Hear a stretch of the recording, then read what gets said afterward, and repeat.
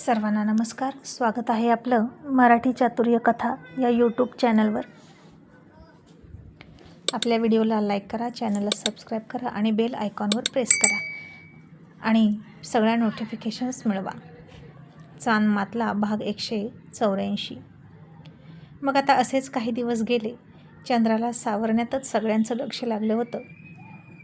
पण आता चंद्रा सावरत तर होती, पण तिच्या उजाड झालेल्या कपाळाकडे बघू वाटत नव्हतं.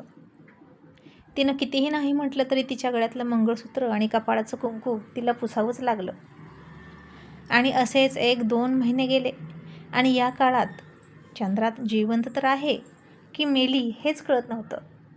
बाकीच्यांची अवस्थासुद्धा थोड्याफार प्रमाणात तशीच होती. आणि इकडे गावाकडे मुंबईमध्ये सुद्धा आणि शासन दरबारीसुद्धा समजलं की शशी इनामदार आता संपला. मग कायदेशीर कारवाईनं कोर्टाने त्याची फाईल कायमची बंद केली आणि कायद्याने शशीचा मॅटर क्लोज झाला. आणि आता इकडे सल्याला खूपच घाई झाली होती मुंबईचा डॉन व्हायची. त्यानं बाकीच्या सगळ्या छोट्या मोठ्या गँगस्टरला एकत्र केलं आणि गुपचूप त्यांची मीटिंग घेतली, तेही रवी शेठला कळून न देता. पण तरीही ती खबर रवी शेठला पांडूनं दिली आणि म्हणाला, बाबा सल्या वळवळ करायला लागलेला आहे, त्याच्या मुसक्या आवळाव्या लागतील, बोला उचलू का त्याला? आणि रवी शेठ नेहमीसारखे जोशात नव्हते, ते थकले होते आणि शशीच्या मृत्यूमुळे तर आणखीनच खचले होते. आणि ते म्हणाले, पांडू आता मला कशातच रस नाही, मी या सगळ्यापासून संन्यास घ्यायचं ठरवलं आहे आणि मला शांततापूर्ण आयुष्य जगायचं आहे. मी आणि शारदा अभिजितला कुठेतरी दूर घेऊन जातो, पण चंद्रासाठी पाय निघत नाही. त्या पोरीचा काय दोष होता म्हणून तिला इतकी मोठी शिक्षा दिली देवानं. आता माझासुद्धा देवावरचा विश्वास उडला आहे. त्यांची अशी अवस्था बघून सचिन म्हणाला, बाबा तुम्हीच असं बोललात तर आपल्या गँगचं काय व्हायचं? आणि रवी शेठ म्हणाले, पोरांनो आता तुम्हीसुद्धा तुमच्या मार्गाने जा, यापुढे माझ्यासाठी काम करू नका. रवी शेठ संपला असं जाऊन सांगा त्या सल्याला आणि आपली गँगसुद्धा संपली. जा तुम्ही तुमचं कुटुंब सांभाळा, हा धंदा सोडून द्या, असं म्हणून रवी शेठ खूप दुःख वाटून उठूनच गेले. पांडू आणि सचिन एकमेकांकडे फक्त बघत होते आणि सचिन म्हणाला, पांडू किती वाईट झालं रे. छोटे शेठ असते तर बाबा असे बोलले नसते, खूप उमेदीनं ते उभे राहिले असते. छोटे शेठ आहेत म्हणून तर मी सुद्धा त्यांच्यासोबत आलो होतो या धंद्यात. त्यांच्या कामाची पद्धत, त्यांची स्टाईल खूप आवडायची आपल्याला. त्यांच्यासाठी मरण्याची आणि कोणालाही मारण्याची हिंमत होती आपल्यात. पण छोटे शेठनं चान्सच नाही दिला आणि काहीही न सांगता एकटेच गेले. पांडू म्हणाला, सचिन तू आता या गँगमध्ये आलायस, मी तर ते यायच्या आधीपासून या गँगमध्ये आहे, पण खूपच कमी वेळात जिगरी दोस्त झालो होतो आम्ही. त्यांनी मला पहिल्यांदा बघितलं आणि दिलीप कुमार अशी त्यांच्या स्टाईलमध्ये हाक मारली आणि माझं काळीज जिंकून घेतलं. आणि खरं सांगू का तुला, त्यांनी मारलेली ती हाक ऐकली की मन मोठं होतं आणि ती हाक त्यांच्या तोंडून ऐकायला मला खूप आवडतं, असं म्हणून पांडू रडत होता, खूप रडत होता. आणि अचानक त्याच्या कानावर आताही हाक आली, दिलीप कुमार. तसं पांडूला चकित होऊन आजूबाजूला बघायला सुरुवात केली आणि तो कावराबावरा झाला, पण ती हाक पुन्हा ऐकू आलीच नाही. आणि पांडू सचिनला म्हणाला, सचिन तू ऐकलीस का रे ती हाक? आता छोटे शेठ मला म्हणाले, दिलीप कुमार तू ऐकलंस ना? अरे मी ऐकलं. आणि सचिन म्हणाला, नाही रे पांडू, कोणीच तर हाक नाही मारली, हा तुझा भास आहे. आणि पांडू आता हतबल होऊन जमिनीवर बसला आणि छोटे शेठ परत या, छोटे शेठ परत या, तुम्ही आम्हाला फसवून नाही जाऊ शकत, तुम्हाला माझी शपथ आहे, तुम्हाला आपल्या दोस्तीची शपथ आहे, तुम्ही या नाहीतर आपली गँग बुडून जाईल, आम्हा सगळ्यांना तुमची गरज आहे छोटे शेठ, असं म्हणून मोठ्यानं तो आक्रोश करत होता. पण आता शशी परत येणार नव्हता, कधीच येणार नव्हता. आणि सचिन त्याला सावरत होता आणि आता ही खबर सुद्धा सल्यापर्यंत पोहोचली. आणि तसा खबरी म्हणाला, सल्याभाई असं वाटतं की तो अजित मेला. आणि सल्या चकित होऊन म्हणाला, काय अजित मेला? त्याचा खबरी म्हणाला, हो भाई, आपण आपल्या कानानं ऐकून आलो आहे. पांडू, सचिन आणि रविशेठसुद्धा खूप दुःखात आहेत. रविशेठ आता कुठेच येत जात नाहीत. 2-3 महिने झाले. कोणाशीही डील केली नाही त्यांनी मागचे 2-3 महिने. कारण त्यांचा डील करणारा आता कायमचा संपला आणि ज्याच्या जीवावर तो डील करायचा आता तोच नाही. तर तो म्हातारा रविशेठ काय करेल? आणि भाई हाच मौका आहे चोका मारण्याचा. रविशेठला संपवून टाका आणि या मुंबईचे सम्राट व्हा. आणि मी असेल तुमचा राईट हँड. आणि सल्या खुश होऊन मला शाबास, अजित संपला ही बातमी तू मला दिली आणि मी खूप खुश आहे. आता तूच माझा राईट हँड असशील. आणि आता एक काम करूया, शेवटची मीटिंग करूया. सगळ्यांना रविशेठ नीट काम करत नाहीत त्याच्याकडून ती खुर्ची काढून घ्या अध्यक्षांची असं सांगतो. मग इथून पुढे मीच अध्यक्ष असेल आपल्या धंद्याचा आणि मग सगळ्या धंद्याचे रूल माझ्यानुसार चालतील. मग आता सल्यानं सगळ्यांना कळवलं आणि म्हणाला रविशेठ आता दुःखात आहेत आणि ते काम नीट करत नाहीत असं मला वाटतं. आता त्यांचं वयसुद्धा झालं आहे. तर आपण एक काम करूया, त्यांच्याऐवजी एखाद्या नव्या चेहऱ्याची नेमणूक करूया जो तरुण असेल, तडफदार असेल आणि विशेष म्हणजे आपल्या धंद्यावर नीट लक्ष ठेवेल आणि कंट्रोल करेल. आणि आता अजित असता तर भाग वेगळा होता. तोच रविशेठचा वारसदार असता. पण आता तो नाही. त्यामुळे तुम्हीच विचार करा आणि आपल्या या धंद्याला एक नवीन चेहरा आणि नवीन अध्यक्ष मिळवून द्या. आणि मग सगळेच गँगस्टर म्हणाले ठीक आहे, आपण मीटिंग बोलवूया आणि त्या मीटिंगमध्ये हे सगळं मांडू. आणि मग मुंबईला सगळ्या भागातल्या गँगस्टरची दादरमध्ये त्यांच्या नेहमीच्या ठिकाणी मीटिंग भरली आणि सगळे छोटे मोठे भाई दादा तिथे आले. आणि इथेच रविशेठचा काटा काढण्याचा प्लॅन सल्यानं बनवला.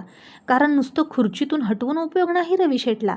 आज ना उद्या ते पुन्हा उभारी घेतील इतकी धमक त्यांच्यात होती हे सल्याला माहीत होतं. कारण वय हा फक्त आकडा आहे रविशेठसाठी. ते पुन्हा कधी उभारी घेतील आणि कधी सल्याला गाडतील याचा भरोसा नव्हता. आणि म्हणून सल्यानं त्यांना कायमचंच संपवण्याचा प्लॅन केला. आणि जिथं संधी मिळेल तिथं त्यांना गाठा आणि संपवा असा आदेश दिला. मग रविशेठ आता घरून निघाले. खूप जड अंतकरणाने शारदानं त्यांच्या अंगावर त्यांचा कोट टाकला आणि म्हणाल्या शेठजी काळजी घ्या. कोणाचीही वस्तू खाऊ नका, चौकशी न करता कुठेही थांबून चहा वगैरे पिऊ नका. या सगळ्या गोष्टी तर अजित बघायचा, पण आता तोच नाही म्हणून सांगते. तो होता तेव्हा तुमच्या केसालाही धक्का लावण्याची कोणाची हिंमत नव्हती. पण बघा ना. आणि पुढचं काही बोलण्याआधीच त्या रडायलासुद्धा लागल्या. आणि रविशेठ म्हणाले शारदा, त्या यमराजानं मला एकदा तरी विचारलं असतं ना की त्याच्याऐवजी तुम्हाला नेलं तर चालेल का, तर मी हसत हसत हो म्हणालो असतो गं. त्याची गरज होती सगळ्यांना, माझ्याही पेक्षा जास्त. मला आपल्या अभिजितचा चेहरा बघू वाटत नाही, मला चंद्राचा चेहरा बघू वाटत नाही. मी काय करू शारदा? मी थकलोय, मी हरलोय. आणि बहुतेक माझ्या नशिबातसुद्धा पुत्रप्रेम नाहीच. म्हणून वारंवार मला माझ्या मुलाला, माझ्या अजितला गमवावा लागतोय.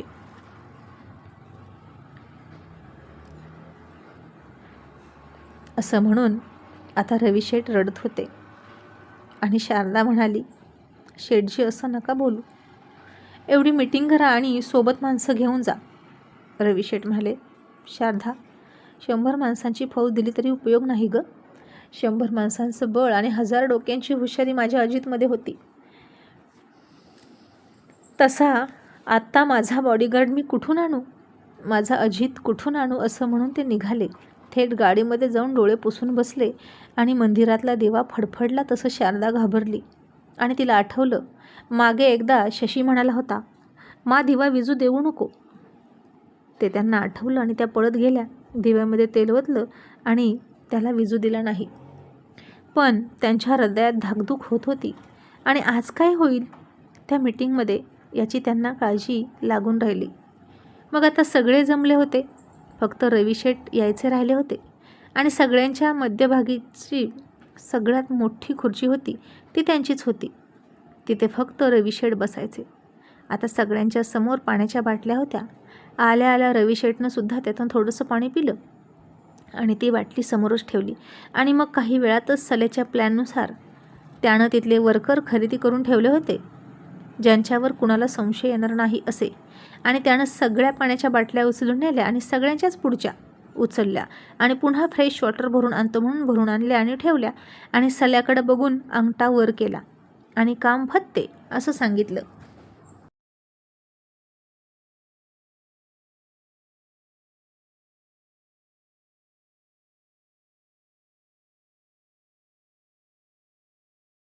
आणि सल्यानं आता हसूनच त्याच्या समोरची बाटली घेतली आणि थोडंसं पाणी पिला आणि मग रवी शेटने सुद्धा आणखीन पाणी पिलं आणि ते गप्पा मारता मारता चर्चा करता करता थोडं थोडं पाणी पितच होते.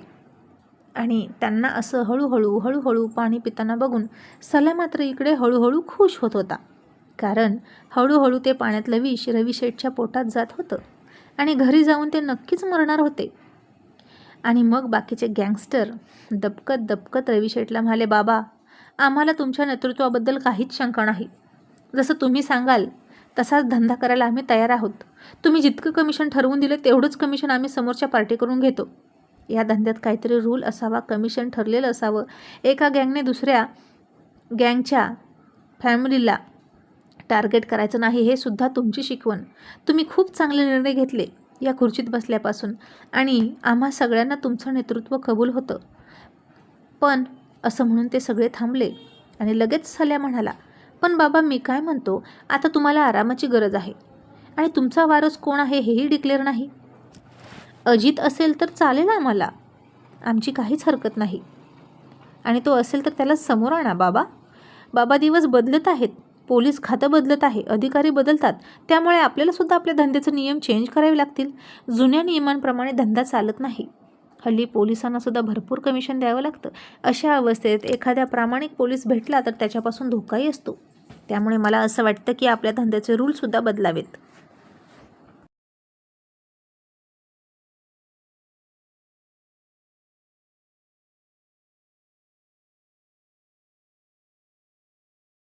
तसे रवी शेठ त्याच्यावर नजर रोखून म्हणाले, सलीम मला वाटतं तुला काय म्हणायचं आहे ते तू स्पष्ट बोलावं. शेवटी तू माझा चेला आहेस. माझ्याच गँगमधून तू डील करायला शिकलास, कधी काळी माझ्यासाठी काम करत होता, म्हणून तू माझा स्पष्ट व्यक्तिपणा शिकून घ्यायला हवा होता असं मला वाटतं. तुला असंच वाटतं ना की फक्त धंद्याचे रूल बदलायला नको, तर या धंद्याचं नेतृत्व करणारासुद्धा बदलायला हवा आणि मुंबईचा डॉनसुद्धा बदलायला हवा. मी बरोबर बोलतोय ना सलीम? तसं सल्या गडबडला, पण त्याला जास्त आश्चर्य नाही वाटलं रवी शेठ असं बोलले म्हणून. त्याचे हेतू सगळ्यांनाच तर सांगायचे होते आणि तो म्हणाला, हो बाबा खरंच तुम्हाला आरामाची गरज आहे आणि इतरांना पण संधी मिळायला हवी या खुर्चीत बसण्याची. आणि आता जास्त आडेवडे न घेता रवी शेठ त्याच्या खुर्चीतून उठले आणि म्हणाले, ओके आजपासून ही खुर्ची मी सोडली आणि या खुर्चीत कोण बसेल तुमचं तुम्ही ठरवा. असं म्हणून रवी शेठ उठले आणि आता सल्याला आनंद झाला की आणि कोण असेल या खुर्चीत बसणारा पुढचा डॉन हे आणखीन 15 दिवसांनी ठरवू असं सगळ्यांनीच ठरवलं आणि निघून गेले. रवी शेठही गेले आणि घरी जाऊन ते मरणार असं सलीमला वाटलं. मग आता सगळे गेले, सल्या मात्र तिथंच थांबला आणि त्या खुर्चीकडे जाऊन एकटक बघत होता हावरट नजरेनं.